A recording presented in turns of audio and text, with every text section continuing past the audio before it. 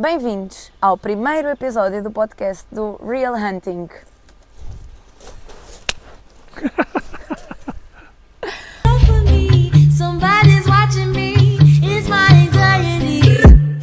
Olá, Sérgio. Olá, Daniela. Bem-vindo ao meu primeiro episódio do meu podcast Real Hunting. Bem-vindo ao Reino Unido. Obrigada. Primeira vez aqui, primeiro episódio.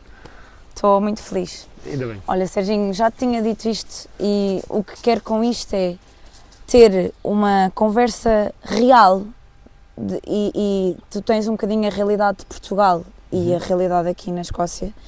Então quero mostrar também aqui um bocadinho as diferenças que existem ou não e as coisas que existem, boas e más ou não, e a tua opinião.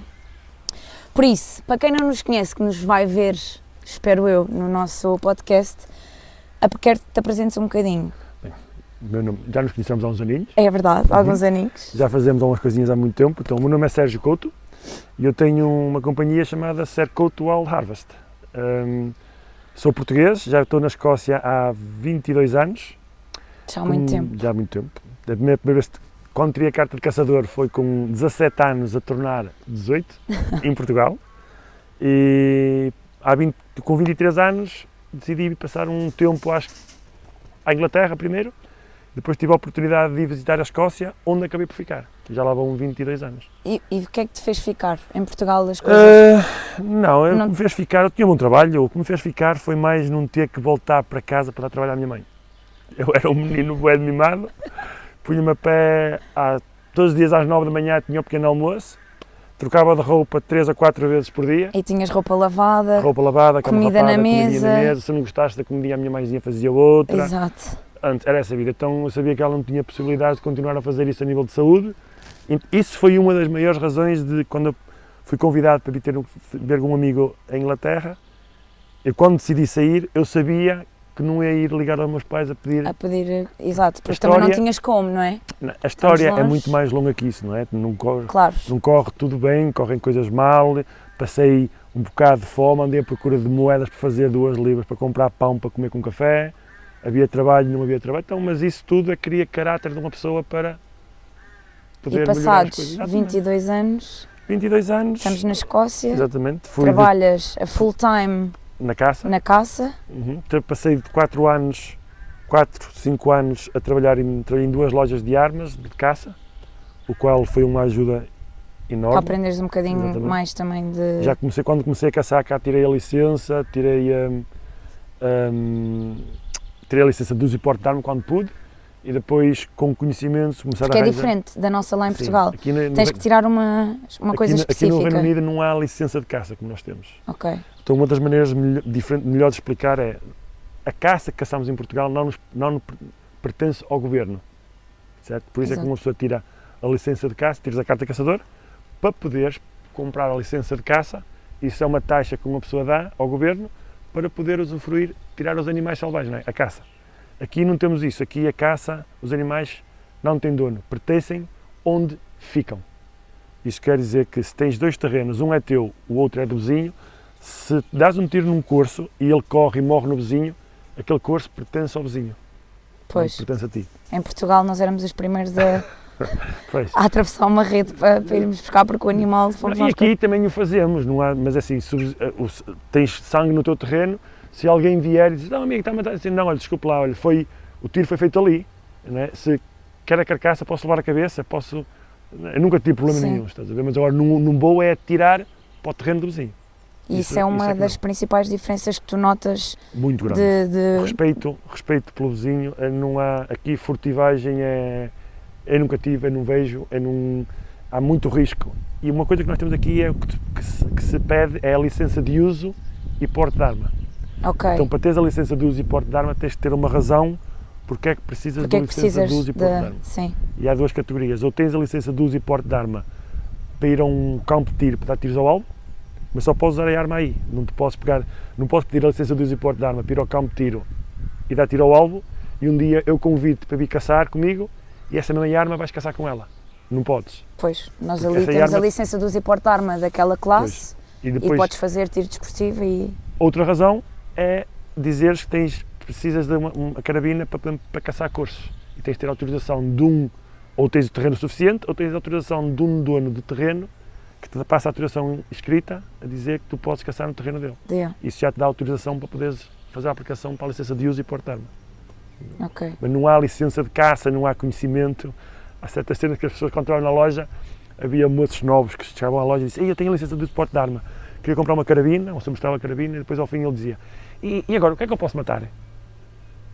Não tenho ideia nenhuma. Nem conhecimento. Pois, nós temos que saber acerca da fauna para poder tirar a carta de caçador, para depois ir caçar. Exatamente. Pronto, e essas coisas habituei-me assim aqui, habituei-me a caçar, a essas regras todas. Eu acho que é muito. Não temos polícia de caça, por exemplo. Não é? Sim, exato. Pois, nós temos. É uma diferença também grande. Exatamente. Uma diferença também grande entre Portugal e na Escócia, que nós lá temos o SEPNA. Aqui não há. E aqui se alguém, já aconteceu, estar num sítio à espera de uma raposa porque o dono tinha problemas com a raposa matar cordeiros, eu estava lá sentado à espera, o senhor de uma casa viu-me com uma arma e chamou a polícia. A polícia veio e começou: amigo. Eu olhei, Mas não estavas a fazer na realidade nada de... Não, eu para o pé fui lá e disse-lhe: então, você tem permissão para estar aqui? É que o senhor aqui estava um bocado preocupado e eu expliquei, dei-lhe o número do dono da propriedade, disse: não há problema.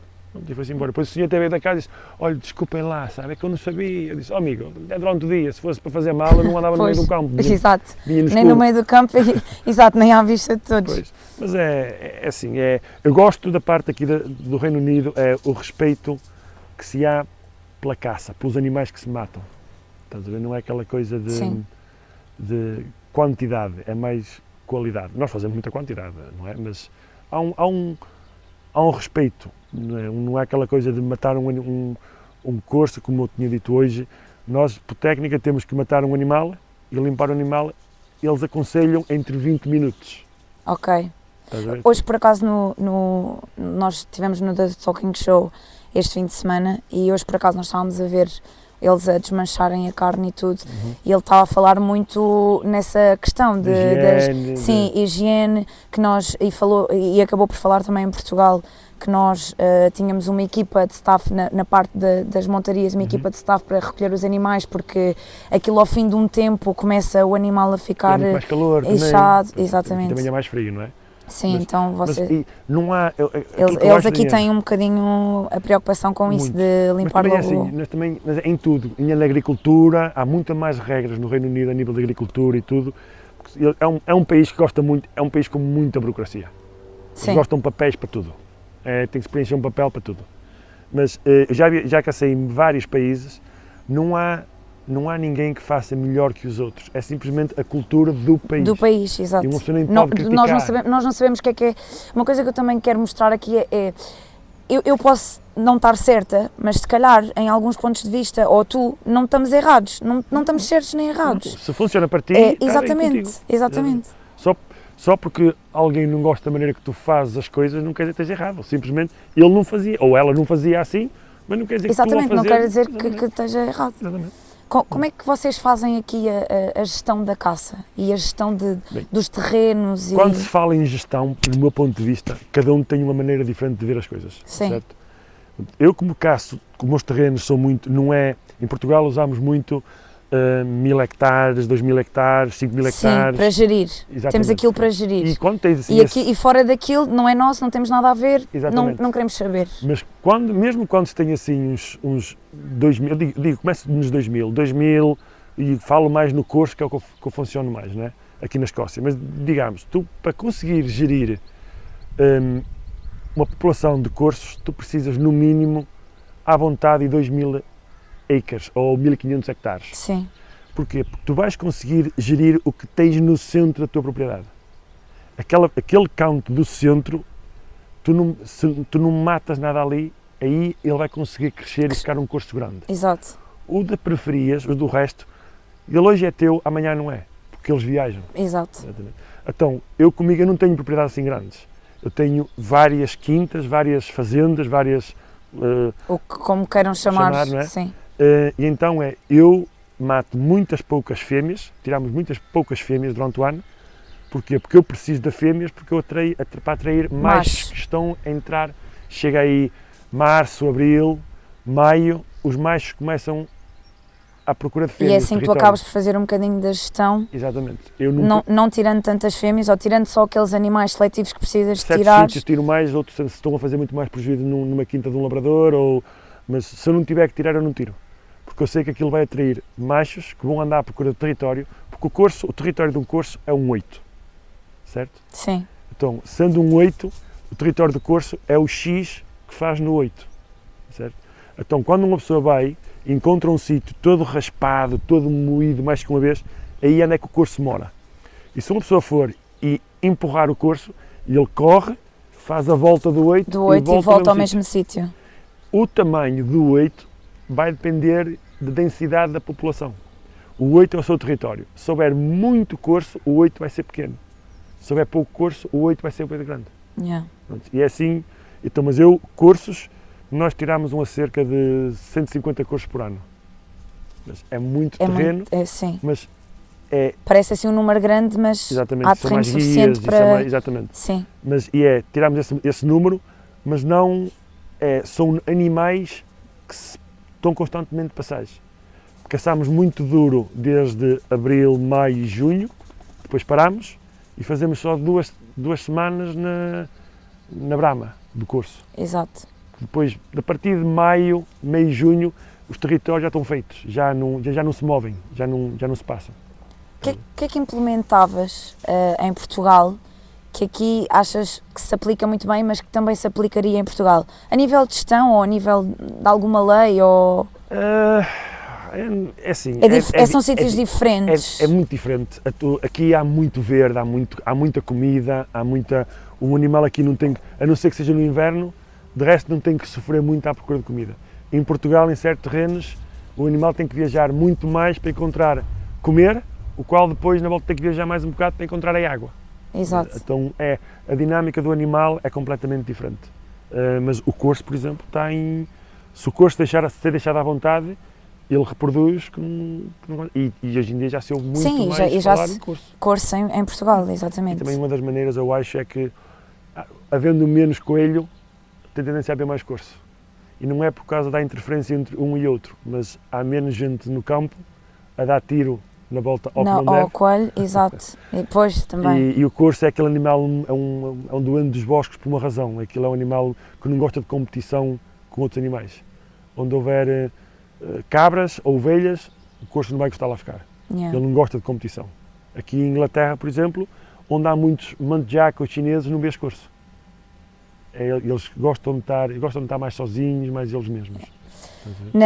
Na tua perspectiva, sendo que cada vez mais esta atividade é vista como uma coisa recreativa e não propriamente uma atividade sustentável, qual é que é a nossa responsabilidade do ser caçador? A raça humana começou a brincar sendo Deus já há bastante tempo. De uma maneira ou de outra, os animais vão morrer. Quer uma pessoa queira, quer uma pessoa não queira, o animal vai morrer. Há um ciclo. Há uma quantidade de animais que vai morrer.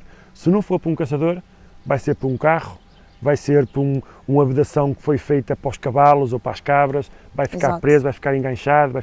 Então, e quando a população fica muito grande, em qualquer tipo de animais, tem muita mais tendência a ganhar doenças, é muito mais perspicaz para a qualidade do animal, da saúde não ser boa. Então, quando uma pessoa tira um animal, quando eu vou à caça e tiro os machos que eu tiro, eu tenho sempre sangue novo a entrar. Porquê? Sim, Porque tiras eu fico as os fêmeas, mais velhos, exatamente, continuas com as fêmeas e, os e machos deixas novos reproduzirem-se ou novos, e fazerem a vida dele. exatamente, ou novos ou velhos que perderam o território ou um corso mais novo Exato. e anda um bocado perdido em procura de um sítio para ele. Vêem as fêmeas, não tem macho. E que na realidade, na vida deles normal, deixa de ser, porque ele deixa de reproduzir-se, porque já perdeu o território e tudo. E é engraçado que as pessoas não percebem isso. Nos herbívoros, a não ser animais domésticos, uma das causas maior de morte é fome, porque eles não trocam de dentes. Exato. Então, quando eles arrancam as ervas, não é? O corso apanha, ele só tem dentes na parte Quase de baixo sim. e não tem dentes em cima. Então, quando ele apanha a erva, ele faz assim, não é? Ele faz assim. E estes dentes que tem à frente, eles, quando se matam um corso velho, muitas vezes já nem dentes têm. Então é muito mais difícil depois poder tirar a erva e quando eles não têm dentes à frente, os de trás já estão todos moídos. Então quer dizer, ele precisa de apanhar a erva e depois senta-se para poder ruminar. Mas se a erva não for mastigada como deve ser, vai-lhe fazer o estômago inchar, não tem a proteína que deve ser e acaba por morrer de fome. Então quando uma pessoa tira um animal desses, estamos a fazer um favor. Exato, portanto, deixa de ser aqui um bocadinho parte da atividade recreativa e faz-se aqui, a gestão ajuda-se à gestão. Recreativa, uma pessoa quando vai à caça, a parte recreativa, com qualquer um de nós que somos caçadores, quando vais à caça, tu à procura do animal, andar com a arma, com os binóculos, andar à procura do animal, encontrar o animal, chegares perto, sentir o coração a bater, dás o tiro, sim, ficas todo contente. A seguir vem aquela coisa, agora é só trabalho. Nós gostamos muito de puxar o gatilho e depois pensamos, para que é que eu vou fazer isto agora? Mas pronto. Mas a maioria do caçador... Nós temos essa consciência, mas depois a seguir tratamos o animal e... Mas se nós, caçadores, pudéssemos fazer como o pescador, muitos caçadores faziam. Exato, chegar, largar o peixe, vender na lota e tchau. Não, era dar o tiro, se uma pessoa chegasse lá, pudesse tapar o buraquinho, pô-lo em pé e ele ir à vida dele, a maioria de nós fazíamos isso. Sim. Já, okay. Para não ter que o carregar por cima do barranco ou ter que andar com ele de rastros. Sim, claro. Mas não, e o benefício, ao fim de ter tirado a vida, há uma coisa nas redes sociais que as pessoas, uma coisa que mudava em Portugal, e é uma atitude que hoje em dia já se vê mudar, é o respeito pela caça-morta. Sim. Eu acho que é muito importante nós, hoje em dia no mundo utilizarmos social, as redes sociais, sim, mas com consciência daquilo que estamos a fazer. Tirar uma fotografia bem apresentada, não ver sangue, dar o respeito ao animal morto.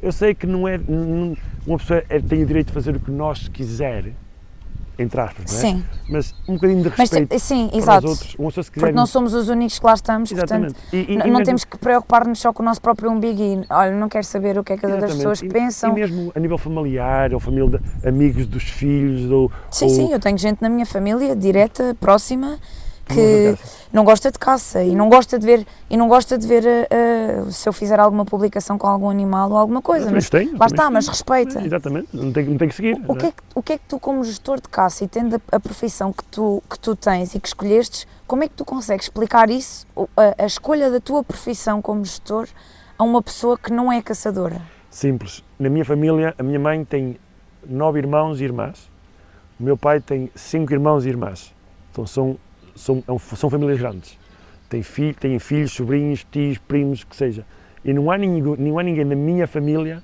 que seja caçador. A mim ninguém me ensinou a caçar, o meu pai deu uma primeira... Tu não tens ninguém na família caçador. Que te mostrasse? Não, e eu nasci com esta coisa desde pequeno, sempre andar aos ninhos, a apanhar passarinhos, na escola já andava aos ninhos, já fazia já trocas de passarada, tive sempre aquela coisa de perseguição, de predador. Uhum. É aí que eu digo que uma pessoa não escolhe ser caçador, ou nasce caçador, ou não nasce caçador. Mas na minha opinião há uma diferença muito grande entre caçador e atirador. O caçador... E fala-se muito nisso, não é? Cada vez se fala mais nisso. No meu negócio, eu preciso dos dois, certo? Mas Sim. a maneira que o caçador tem a atitude no campo é completamente da maneira do atirador. Eu lido com muita gente de vários países e o caçador está preparado para falhar. Está preparado para falhar, não é de tiro, está preparado para ir embora sem nada. Exato. Mas, o atirador fica frustrado e depois aquela pessoa, aquele tem sempre sorte e atira sempre. Aquilo não é. Pronto, mas nós precisamos dos dois. Mas há uma distinção entre o caçador e o atirador. Uma das coisas que tenho aprendido bastante, e por acaso hoje também já tinha falado nisso, é que tenho aprendido com a malta daqui, que acho que tem um bocadinho uma mente diferente e uma maneira diferente de ver, é o respeito mesmo que eles têm pela caça. E nós, inconscientemente ou conscientemente, se vemos um animal, muitas vezes atiramos sem pensar se existe perigos do outro lado, à nossa direita, à nossa esquerda, não pensamos, não podemos pôr todos no mesmo balde, não é? Sim, claro que não podemos, mas eu sinto que há... É engraçado, este ano estamos lá com o Tiago, numa montaria, que tínhamos um grupo grande, e fomos fiscalizados Como sempre, pelo CEPNA. pela CEPNA. E estava lá uns 2 agentes, ia fazer perguntas, eu estava a falar com eles também, que eram todos estrangeiros, e ele disse logo que gostava muito, que estava sempre tudo certo. Mas vieram 2 ou 3 viados assim no topo, mesmo não havia terra por trás. Sim, no vice. E o senhor agente disse, está ali, tira. Assim, não pode, ele não vai tirar.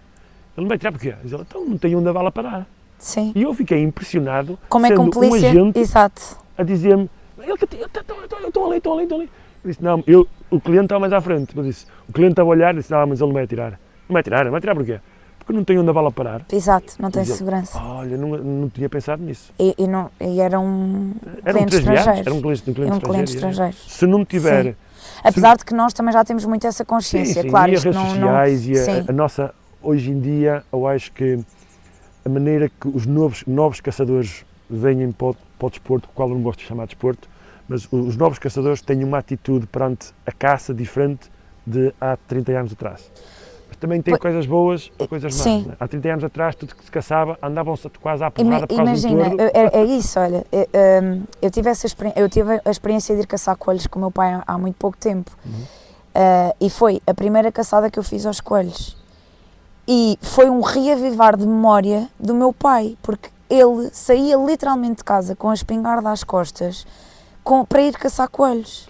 E chegava a casa com uma alegria. Com 3, 4, 5 coelhos, o que fosse, porque existiam. E eu agora praticamente não os vejo. Portanto, a realidade que ele tinha já não é a realidade que eu tenho agora, na minha geração de agora. Mas também na altura do teu pai, ele não via tanto javali como vê agora. Não, exato. Exato, ao contrabalançar, tanto que nós agora, eu e o meu irmão, porque foi com ele mais que eu comecei a gostar desta parte da caça maior e tudo, o meu pai agora já vai connosco, porque, ou seja, a caça dele quase que acabou um bocado de existir, quase que o estamos a convencer a tirar a licença de classe C para ter carabina, porque ele já gosta de ir agora connosco, adaptou-se àquilo que existe agora. Mas esse tempo de 30 anos atrás, ou 20 anos atrás, eu teria a minha carta, já tenho carta caçadora desde 17, tenho 45, já bem uns anitos.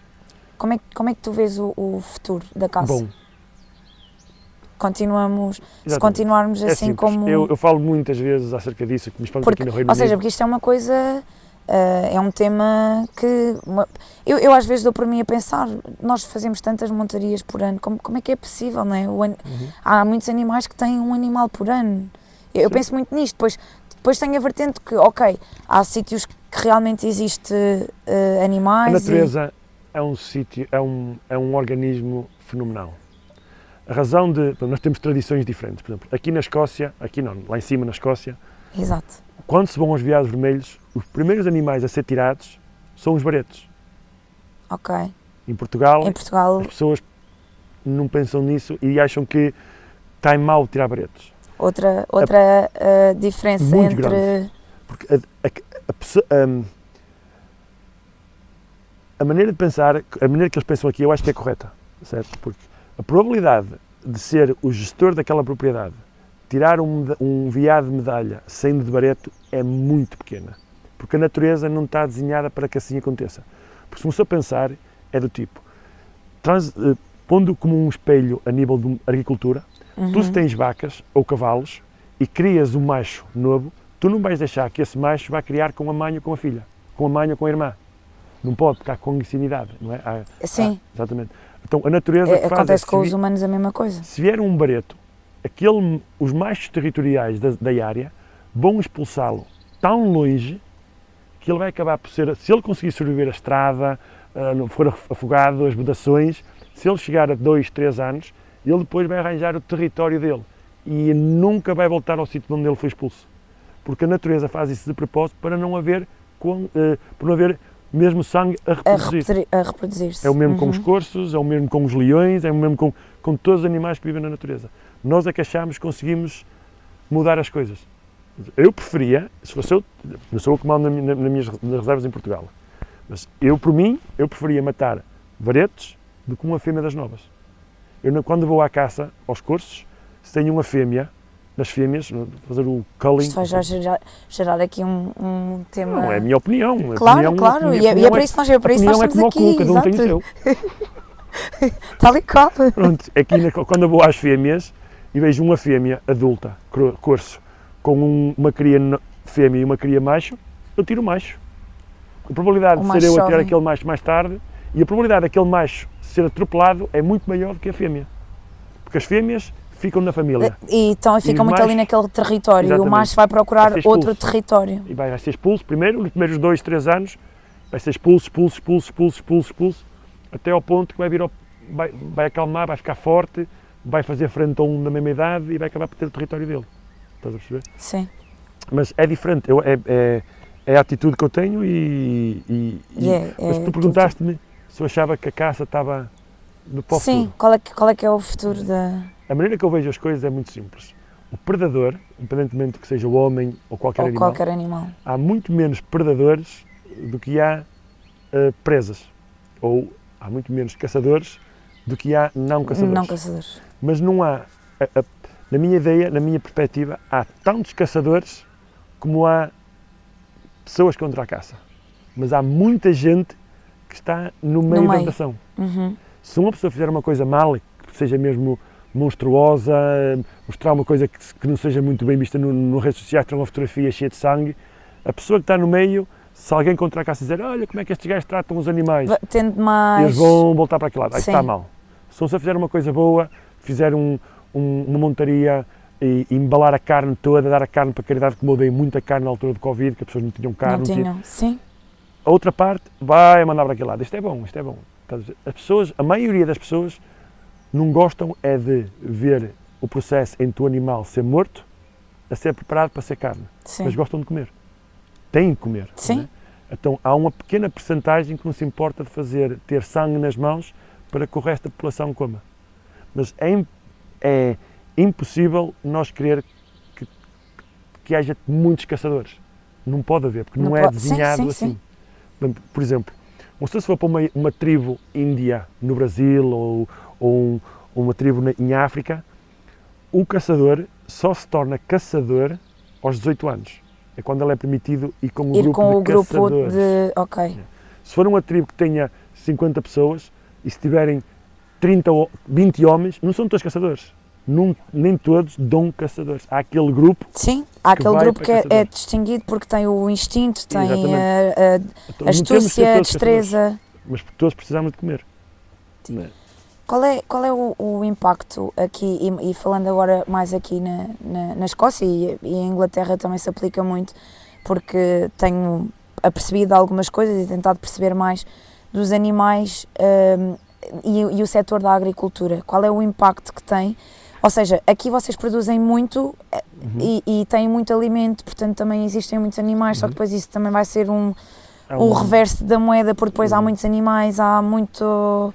É o que eu estou a dizer. Se houver muitos animais, de uma maneira ou de outra, eles vão ter que ser mortos, vão ter que ser controlados.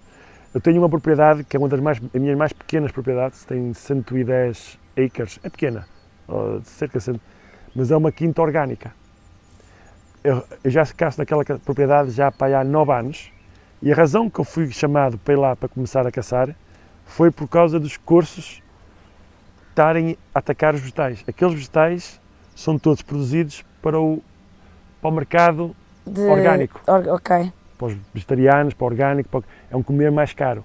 E se um corso entra... porque é tudo biológico. As coisas são mais Então, caras. os corsos entram, comem, dão as ferradelas numa penca ou num nabo, ou o que seja, já não vai poder ser vendido. Então, para aquele produto poder chegar aos vegetarianos, tinha que vir o caçador matar os corsos para proteger as plantas. E é engraçado que eu levei lá vegetarianas, que era vegetariano, mas já não é. Então é... Isso é vegetariano e no fim de conhecer Sim, sim. Fizemos uma série há uns anos atrás que levei 12 mulheres que não caçaram à caça pela primeira vez. A ideia era, então uma série no YouTube, fiz uma série no YouTube, e a ideia era levá-las para mostrar o que é que uma pessoa fazia e se elas quisessem dar o tiro, davam um tiro.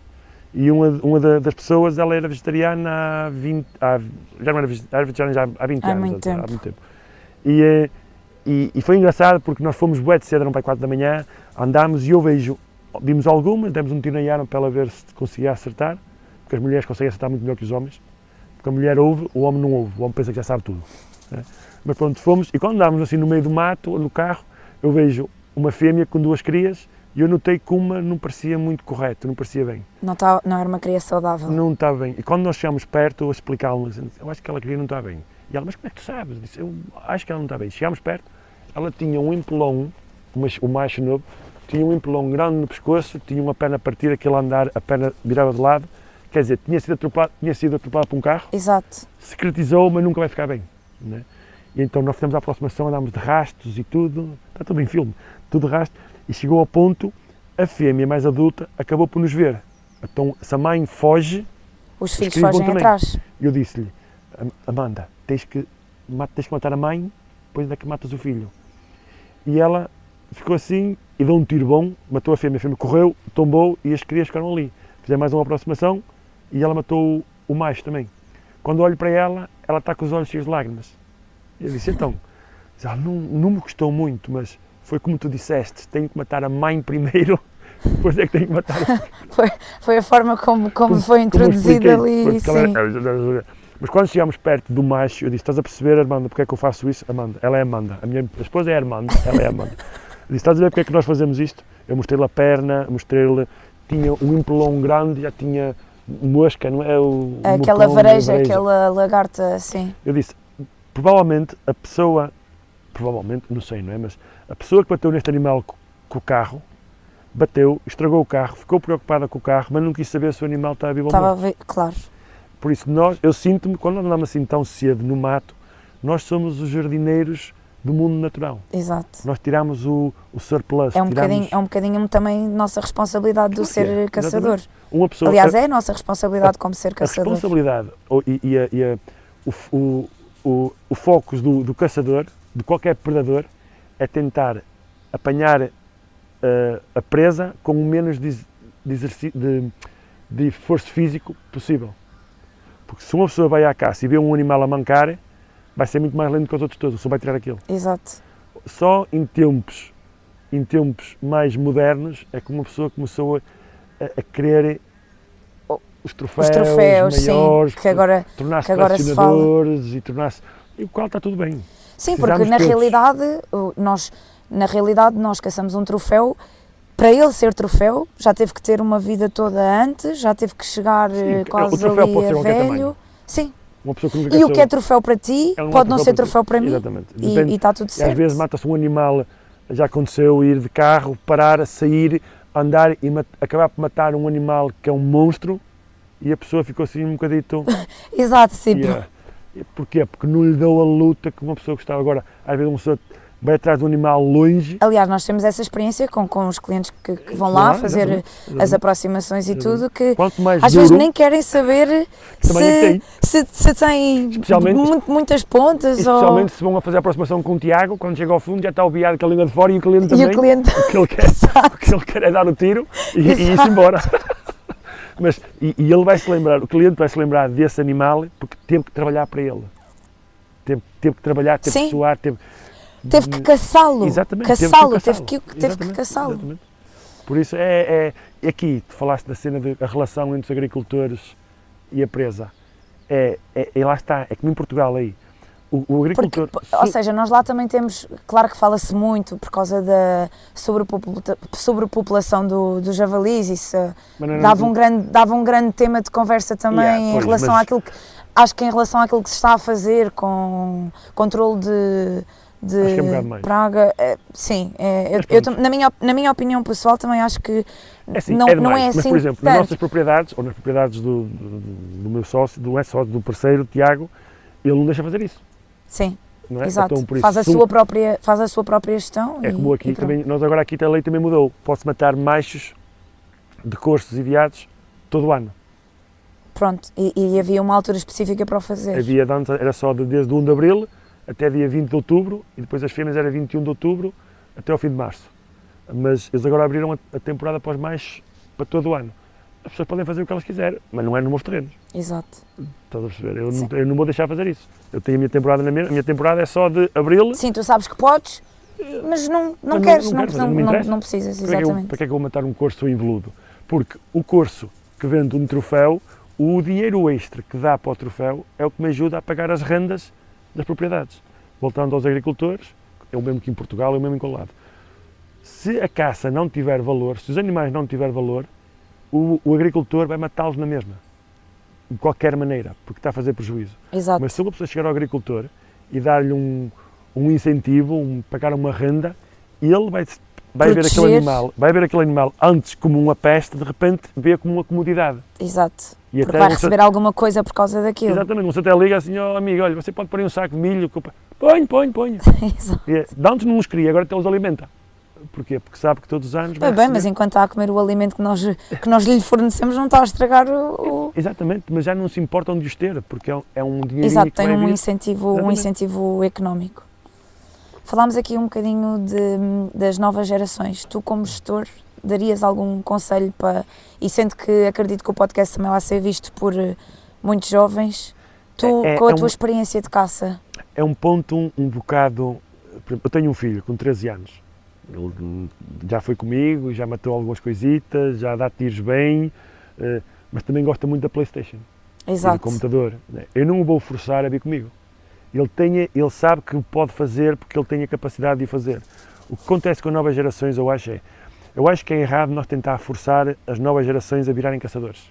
Porque isso não acontece. O melhor que você pode fazer, os pais, é leva-os, mostra o que é, porque a malta jovem só vai enquanto o pai paga. Sim. Depois chega a altura... muito difícil encontrares alguém que vá, como aconteceu contigo. Para um jovem hoje em dia entrar também neste mundo da caça, tem que ter alguém que o influencie. Exatamente. Mas se a pessoa nascer, se tiver aquela ideia, ele vai arranjar maneira. Sim. Mas o que acontece que eu acho que vejo ou por um amigo. Exatamente. O que acontece que vejo é as crianças vão com os pais, quando os pais deixam de pagar, chegam à altura dos 18, 19 anos, eles têm outros interesses.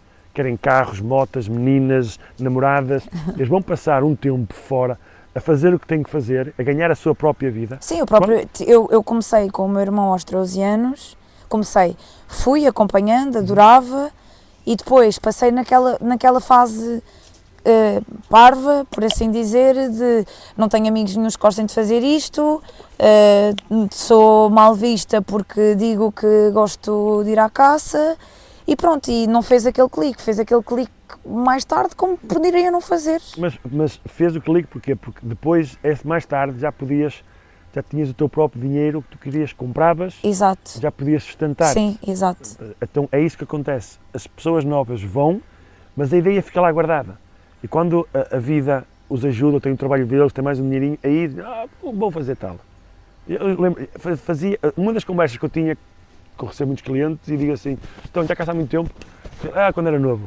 Essa é uma coisa, quando era novo, geralmente era com um familiar, sim, depois a vida teve que trabalhar, alguns emigraram, e quando a vida fica um bocadinho mais estável, aí voltam para aquilo porque que já estava a ser trabalhado há algum tempo. Eu acho que sempre foi assim no mundo, desde as tribos até à cena moderna, sempre foi igual. Nós não podemos forçar. Eu acho que no mundo há uma certa quantidade que vão ser vegetarianos, há uma certa quantidade que vão ser caçadores, há uma certa quantidade que vão ser médicos, há uma certa quantidade. Está tudo muito bem distribuído. Não podemos ser tudo o mesmo. Exato. E é por isso que porque precisamos um bocadinho todos uns dos outros. Eu já cacei em vários países do mundo e toda a gente tem maneira diferente de ver as coisas. Falámos do Reino Unido, tem um respeito muito grande pela caça e assim. Sim, mas como o Reino Unido e outros. Sim, exato. Eles adoram a maneira como se organiza as montarias, adoram aquela confusão organizada. É uma confusão organizada. A organização da desorganização. É mesmo isso. E eles adoram isso. Comparado com nós, aquilo que nós oferecemos em Portugal, comparado com outros países onde eles vão, na Checa República, uma Románia, uma Bulgária, uma Alemanha, é tudo muito mais rigoroso.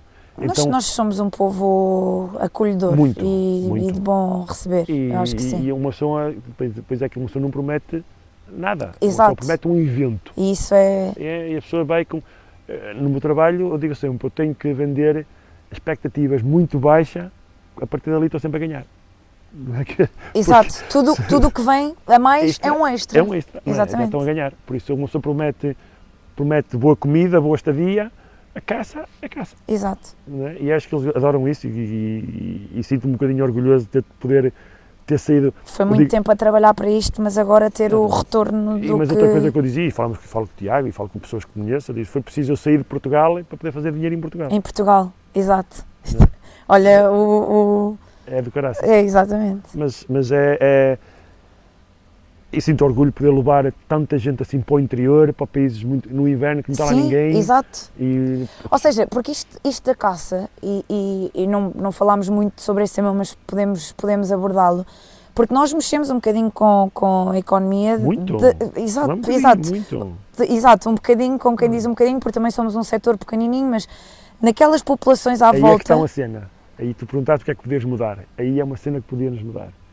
Eu já falei, pronto, falamos com o grande amigo, com o Tiago e tudo, e é, nós como que gestores de caça, pessoas que vendem caça, registam-se e paguem o que devem ao governo. Exato.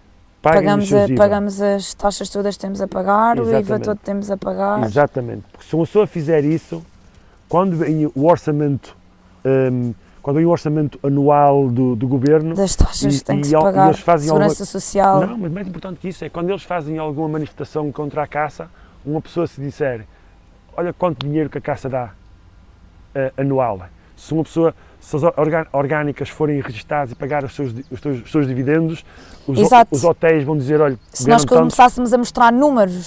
Exato. Aí temos uma voz. Exato. Como é que vamos dizer conseguimos marcar mais a posição do setor, porque realmente é importante e faz mexer a economia. A caça vale 5 milhões, 6 milhões, 12 milhões, 20 milhões, se não há registro para isso?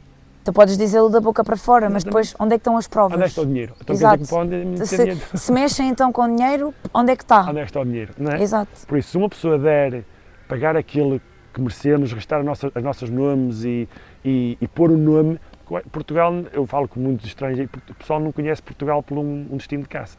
Sim. Desde há 6 anos para trás, já há mais um bocadinho. A pessoa trabalhou muito. Exato. Trabalhámos muito para isso. Mas o pessoal conhece Portugal pela comida, pelas férias, por muita coisa. Pelas boas praias, bom tempo e não pela caça. Exatamente. E agora, pergunta para 1 milhão. Sérgio, se tivesses poder parlamentar, o que é que mudarias? A nível da caça? Sim.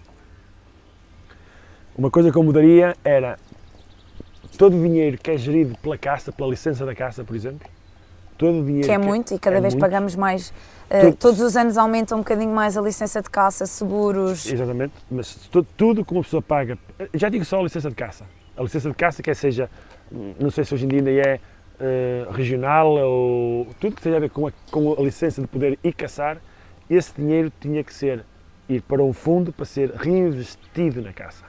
Exato, porque realmente para onde é que esse dinheiro das nossas licenças vão? Tu pagaste uma licença para caçar, mas o que é que eles fizeram? Vai para o número do Estado onde é gastado em qualquer coisa. Pode ser para consertar um buraco numa estrada, vai para o pote. Exato, mas para o nosso bem, para o bem do setor, nada. Não é feito. As pessoas falam do problema do coelho. Eu acho que um dos problemas do coelho, está bem, há doença em todo lado. Nós aqui também estamos a... Sim, e é no coelho, e é nos javalis, e nos veados. Falamos do coelho. Aqui há muito mais coelho que em Portugal. Há zonas que têm muito mais, há zonas que têm muito menos. Mas uma das razões é porque o coelho tem muita erva para comer, tem muita comida, certo? Então, se nós em Portugal, em vez de andar a apanhar os coelhos e vaciná-los, ou andar a meter... Se uma pessoa fizesse regadios e fizesse prados especialmente só para deixar o coelho ter erva, quando o coelho é forte e tem boa alimentação... Cada vez se cultiva menos e o que se cultiva é tudo cheio de químicos e tudo, não há hipótese. Mas se uma pessoa deve comer forte ao coelho, vão morrer, mas há muito mais probabilidade de eles conseguir superar a doença que têm. E só precisam de superar alguns para criar imunização àquele tipo de doença. Exato. Se uma pessoa vacina, está a fazer com que o coelho perda a sua própria imunização sempre à espera daquela vacina. Estás a perceber? Enquanto uma pessoa se deixar, tem a mixomatose ou o que seja, aqueles que se safam, quando vão ser crias, há muito mais probabilidade das crias deles ser imunes do que sofrer a doença. Agora, se uma pessoa vacinar, as crias vão precisar da vacina também. Exato. Então, quer dizer, estamos a gastar todo o dinheiro em vacinas que nunca vamos ter uma população de coelhos. Vamos ter sempre, quem tem dinheiro para ter vacinas no terreno dele vai ter coelhos. Ou seja, estamos a investir o dinheiro de... É como botar o dinheiro para a fogueira, na minha opinião. Eu não sou veterinário nem nada, mas na minha opinião fazer isso então está dinheiro para a fogueira. Para a fogueira. Estás quente durante um bocadinho, mas aquele dinheiro vai Aquilo queimar, vai queimar e vai desaparecer.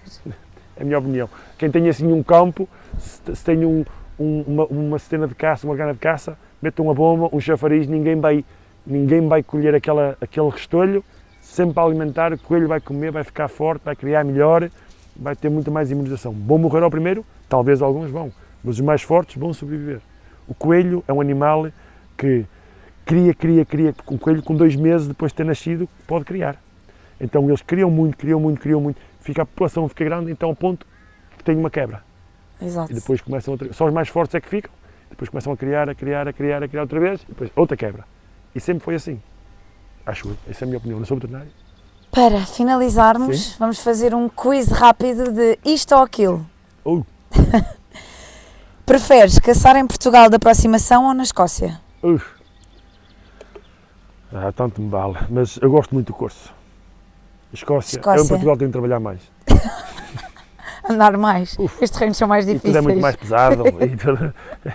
Prefiro Escócia.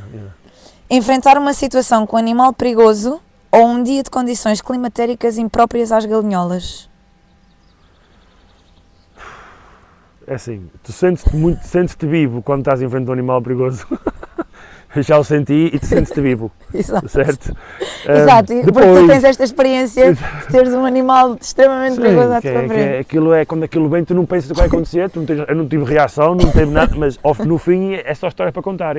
Mas eu gosto muito de caçar a galinhola. Mesmo que seja naqueles dias ventosos, cheios de chuva a bater na cara. Às vezes são os melhores. Porque... Não há mau tempo, há roupa errada. Ok. Se tiveres a roupa certa... caso tu pensas, então como é que os gajos caçam no Ártico, como é que eles caçam numa Pois, Finlândia, exato. como é que eles caçam... Não há mau tempo, há simplesmente equipamento errado. Então gostas de galinholas, mas também te sentes vivo com um animal perigoso. Sim, mas hoje em dia, com os meus joelhos e tudo, eu não corro, por isso eu prefiro ficar com as galinholas. Olha, um dia sem ver nada ou uma falha de equipamento? Há um dia sem ver nada. Um dia sem ver nada. É mais lixado, uma falha no equipamento. É quase como me porem tens aqui um bife muito bom, mas não podes comer. Exato. O que é que eu vou fazer? Um dia sem ver nada. Não, prefiro. Aí não há um dia sem ver nada. Sim, estamos sempre a caçar. Uma das razões que uma pessoa gosta não é tanto o matar, mas é o ter a oportunidade de ver alguma coisa, do ar fresco, das coisas que começou a ver. Qual é que é a melhor sensação? Encontrar a presa criar o plano não de aproximação, mas imagina, dares um tiro e não ser um tiro limpo e teres que procurar a presa ou um tiro certeiro? Qual é a melhor sensação? Um tiro certeiro.